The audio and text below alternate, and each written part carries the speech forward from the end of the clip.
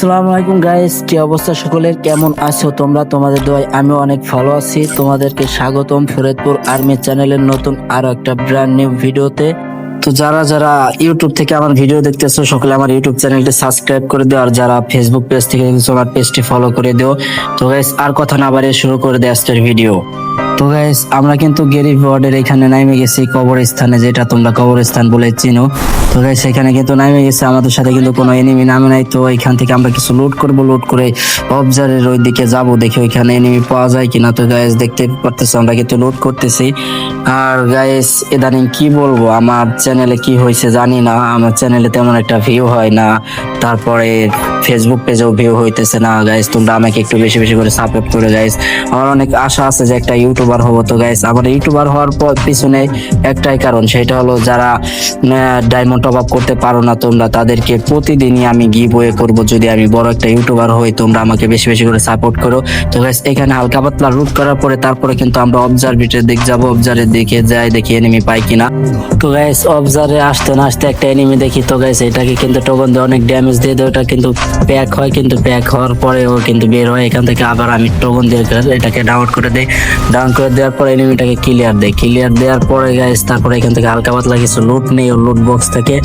তারপরে এখান থেকে লঞ্চ প্যাড মেরে সামনের দিকে যাব, তারপরে দেখা যাক তারপরে এনিমিদেরকে মারতে পারি কিনা। তো এখানে আসতে না আসতে গাইস কিন্তু আরেকটা এনিমির সাথে দেখা। তো ওইটা কিন্তু স্নাইপার চালাইতেছে, আমি কিন্তু ড্রাগন আপ দিয়ে ওটাকে অনেক ড্যামেজ দেয়, তারপর ওইটার উপর রাশ দেই, ওটাকে একটা গ্রেনেড মারি গাইস। গ্রেনেডে কিন্তু ড্যামেজ খায় না, কারণ ও ওয়াল মারিয়ে দেয়, যার কারণে গ্রেনেডে ড্যামেজ খায় না।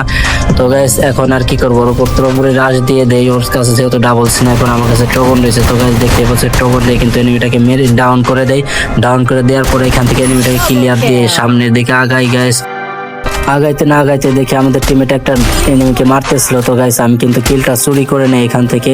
আর নিচের দিকে জোনের ভিতরে একটা ম্যান ছিল, যেটা আমাদের টিমমেট একটাকে মেরে দেয়, তারপরে এটাকে আমি মারতেছিলাম। গাইস দেখতে পাচ্ছ আমার কিন্তু অনেক ড্যামেজ দিয়ে দিছে, এদিক দিয়ে জোনেও হিল কাটতেছে। তো এটা কিন্তু আমার উপর রাশ দিয়ে দেয় গাইস, ওর কাছে শুধু রয়েছে ওয়ান শটার। তো গাইস দেখো আমি টোকন দিয়ে কিন্তু ড্যামেজ দেই, হালকা পাতলা ড্যামেজ দেয়, কিন্তু ওয়ান শটার দিয়ে আমাকে দুইটা শট মেরে দেয়।